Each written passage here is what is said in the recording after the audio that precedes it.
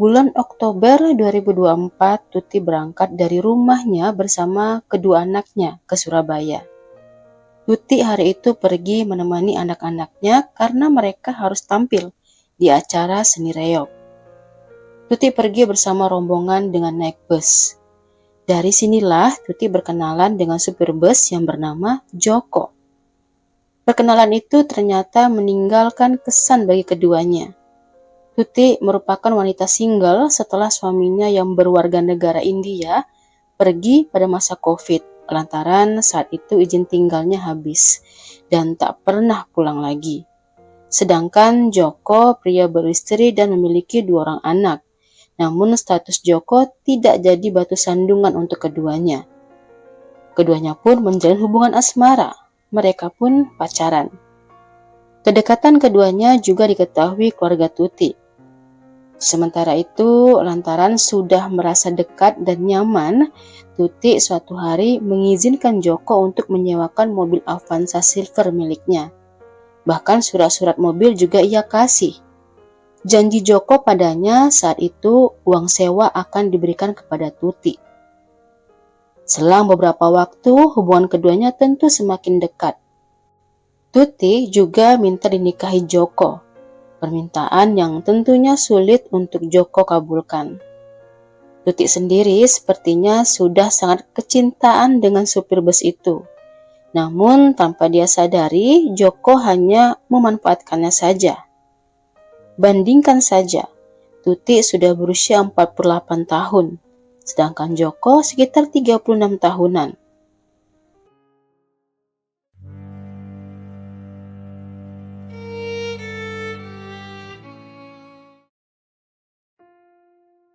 Sementara itu, tanpa sepengetahuan Tuti, mobil Avanza miliknya sudah Joko gadaikan kepada seorang temannya yang bernama Trianto. Joko meminta Trianto untuk mencari orang yang mau menampung mobil Tuti. Kepada Trianto, Joko bercerita butuh uang cepat karena ada keluarganya yang sakit parah. Sekitaran 2 mingguan, mobil itu pun berhasil digadai. Joko menerima uang sejumlah 15 juta.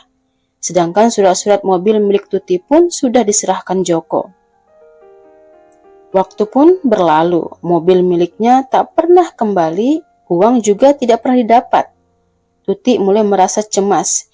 Kepada Joko, dia tanyakan kemana mobilnya dan mana uang sewa rentalnya. Joko malah mengelak. Sikap Joko itulah yang membuat Tuti geram. Tuti mulai menyadari jika ada yang tak wajar perihal mobil miliknya. Semakin Tuti desak, Joko semakin berkilah. Ada saja alasan yang dibuat-buatnya. Tuti pun tak mau tinggal diam. 9 Februari 2025, Tuti menelepon Joko. Di telepon, Tuti mengatakan akan ke rumah mertua Joko untuk menceritakan apa yang sudah terjadi kepada mereka. Joko memang bersama istri dan 2 anaknya masih tinggal di rumah mertua. Mendengar itu, Joko panik, ketakutan. Joko sempat merayu Tuti agar tenang, namun rupanya Tuti sudah nekat. Maka datanglah dia ke rumah mertua Joko. Di sana, wanita beranak 2 itu mengamuk. Tuti berteriak-teriak. Kejadian itu tentu membuat Joko ketakutan. Awalnya keluarga sempat tak paham apa yang sudah terjadi antara Joko dan Tuti.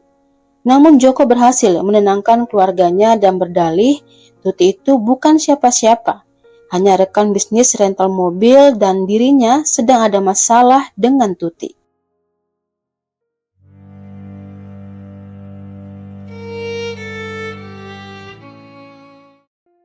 Selang esok hari saja, Tuti kembali menagih uang rental mobil dan minta mobil beserta suratnya dikembalikan.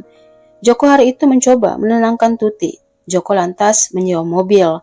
Ia pun menelepon Tuti. Di telepon, Joko bilang ia akan membawa Tuti keluar.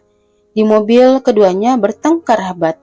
Tuti juga masih minta untuk dinikahi. Setelah tidak ada titik temu, Joko pun mengantar pulang Tuti. Namun Joko tidak pulang ke rumah.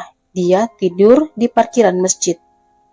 Esok harinya, di tanggal 11 Februari 2025, Joko kembali menjemput Tuti dari rumahnya. Sebenarnya Tuti juga masih tinggal di rumah orang tuanya. Joko lantas membawa Tuti pulang ke rumah ayahnya di salah satu desa di Wonogiri. Setibanya di rumah, ayah Joko, Giman, tidak ada di rumah. Pria tua itu sedang di sawah. Sekitaran 30 menit kemudian, Giman pun pulang.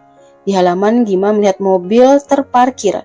Di pikirannya, anaknya Joko pulang melihatnya.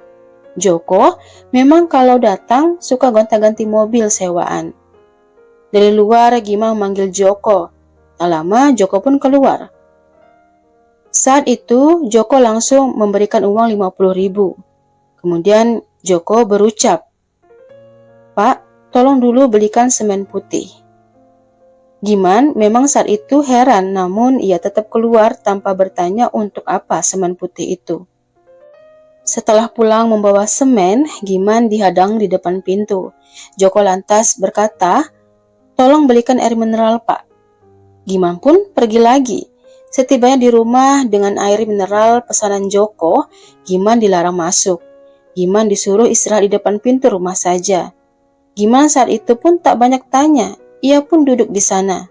Barulah sekitaran jam 2, Joko keluar rumah dan menemui Giman di teras.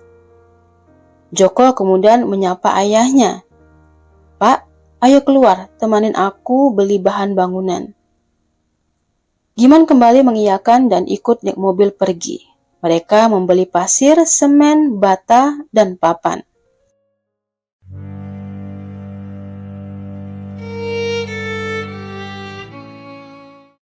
Joko tidak langsung pulang ke rumah setelah membeli apa yang dia cari. Dia kembali mengajak Giman untuk pergi ke rumah kenalannya, Poniran, yang merupakan paranormal. Alasannya ingin minta doa keselamatan. Memang saat istri Joko dulu hendak kerja ke Jakarta, Joko dan istrinya minta didoakan Poniran. Setibanya di rumah Poniran, Joko meminta didoakan karena dia baru saja menabrak orang hingga meninggal. Dan jasadnya sekarang ada di rumah ayahnya yang ia letakkan di kandang ayam. Giman yang ada di sana terperanjak dengan cerita Joko. Ia tak percaya dengan apa yang dikatakan oleh anaknya itu. Giman sempat marah-marah. Poniran lantas mengiyakan permintaan Joko dengan upah 400.000. Ritual pun dilakukan. Giman dan Joko pulang ke rumah. Giman masuk rumah untuk mandi, makan, dan menonton TV. Sampai di sini Giman masih melihat dari jauh jasad itu. Ia bahkan tak tahu jenis kelamin jasad yang dibawa pulang Joko. Barulah sekitaran jam 8 malam, Joko meminta Giman membantunya mengubur jasad itu. Giman awalnya menolak karena ketakutan. Namun karena Joko memelas minta tolong, Giman tak tega. Maka berjalanlah keduanya ke belakang rumah. Jasad itu pun dimasukkan ke dalam lubang yang sudah digali Joko dan kemudian dicor. Namun sebenarnya masalah masih belum selesai.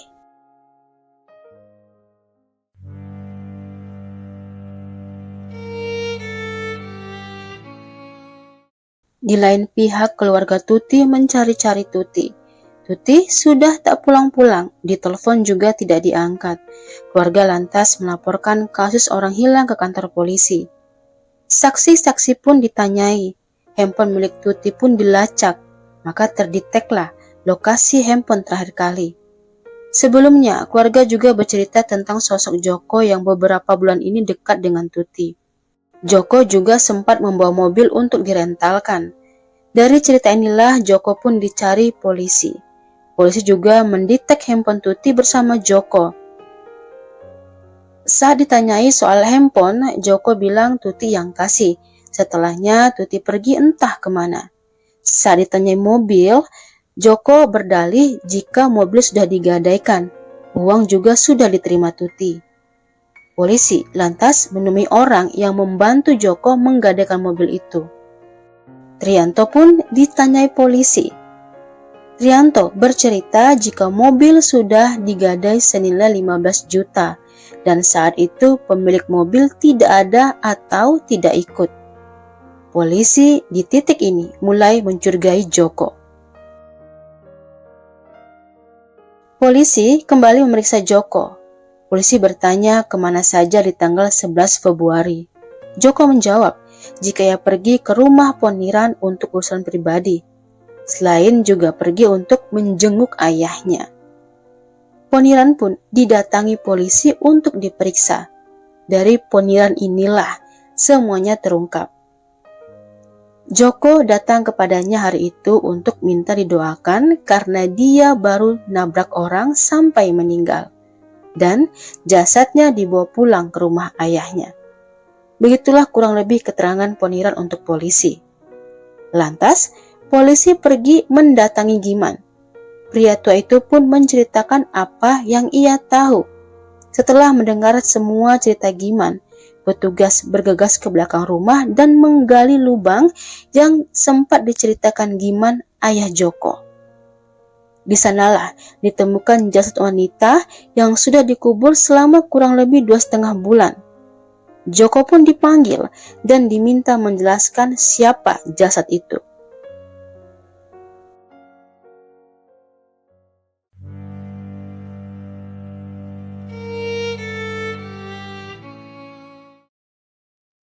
Joko yang sudah tak berkutik akhirnya menceritakan semuanya. Jika ia terdesak utang mobil dan tuntutan untuk menikahi Tuti. Karenanya pagi 11 Februari 2025, Tuti ia bawa pulang ke rumah ayahnya karena dia tahu rumah pasti kosong. Di sanalah dia hilangkan nyawa Tuti dengan menyerang leher Tuti.